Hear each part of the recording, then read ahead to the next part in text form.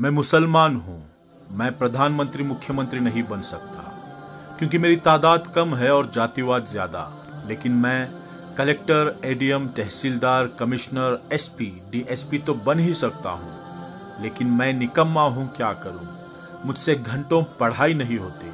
अगर मैं पढ़ने लग गया तो चौराहों की रौनकें खत्म हो जाएंगी, जो कि मैं होने नहीं दूंगा। मैं पढ़ गया तो गुटखा, ताश पत्तियां छूट जाएंगी, जो कि मैं छोड़ना नहीं चाहता। मैं पढ़ गया तो मोहल्ले की रौनक कम हो जाएगी। दिन भर आवारागर्दी इन्हीं मोहल्ले में ही तो करता हूं मैं। हाँ, काम नहीं है मेरे पास, लेकिन क्या फर्क पड़ता है? अल्लाह के फजल से 2 वक्त की रोटी तो मिल ही जाती है। हाँ, मैं मुसलमान हूँ और पैदा होते ही एक सील ठप्पा लग गया था मेरी तशरीफ पर कि मैं पंचर की दुकान खोलूंगा या हाथों में टूल्स पकड़कर कोई गैरेज खोलूंगा या बहुत ज्यादा हुआ तो दूसरों की गाड़ियां चलाऊंगा। हाँ, मैं मुसलमान हूँ। अपने भाइयों की टांग खींचना मेरा सबसे बड़ा काम है। आखिर मैं क्यों नहीं पढ़ा या मैं क्यों नहीं पढ़ पाया? ये सवाल हो सकता है, लेकिन मैं अनपढ़ हूँ, इसमें शक नहीं। हाँ, मैं मुसलमान हूँ और हिंदुस्तान में 30 करोड़ हूँ, लेकिन मैं ज्यादातर अनपढ़, गरीब, गंदी बस्तियों में ही हूँ। इसका दोष मैं दूसरों पर थोपता हूँ। मैं चाहता हूँ कि मेरे घर आंगन की झाड़ू लगाने भी सरकार आए। मैं मुसलमान हूँ। मैं 15 फीट की रोड को 8 फीट की करने में भी माहिर हूँ। फिर उस 8 फीट की रोड पर रिक्शा खड़ी करना भी मेरा अधिकार है।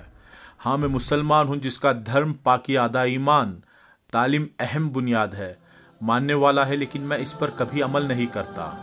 मैं हमेशा सऊदी अरब, दुबई जैसे देशों की दुहाई देकर अपनी बड़ाइयाँ करता हूँ, लेकिन मैंने हिंदुस्तान में खुद पर कभी कोई सुधार नहीं किया, ना मैं सुधरना चाहता हूँ। हाँ, मैं मुसलमान हूँ। मैं अनपढ़ हूँ क्योंकि माँ बाप ने बचपन से गैरेज पर नौकरी में लगाया और मैं गरीब घर से हूँ।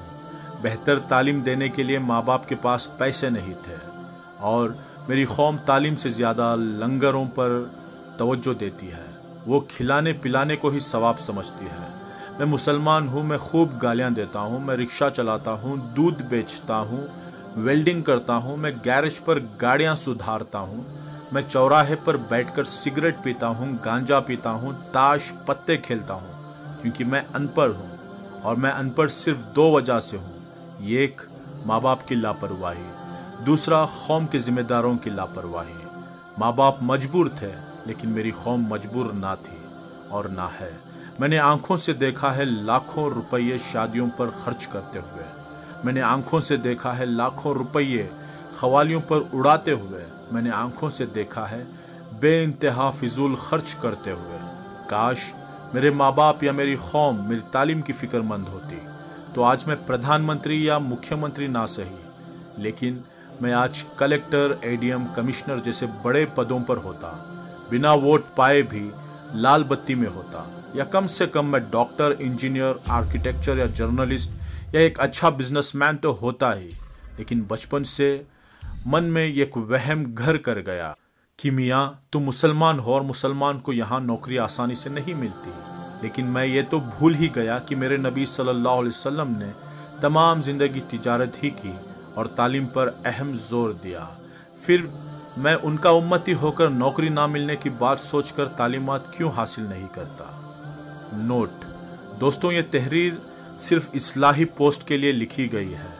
रिक्शा चलाकर पेट पालना या वेल्डिंग करना, दूध बेचना, गैरेज के टूल्स पकड़ना या मजदूरी करना कोई गलत काम नहीं है, लेकिन हम इसके लिए पैदा हुए हैं।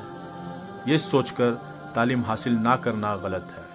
खूब पढ़ाई करो कि हर पद पर सिर्फ तुम दिखो, तुम्हें इज्जत से देखें, तुम पढ़े लिखे तबके में गिने जाओ।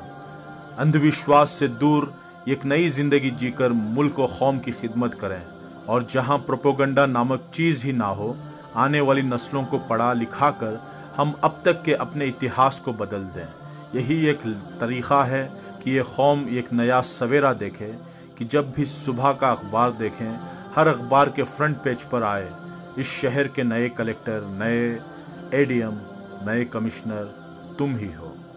जज़ाकल्लाहु खैरा। और माफ़ी चाहता हूँ अगर मेरी किसी बात से किसी भाई का दिल दुखा हो तो।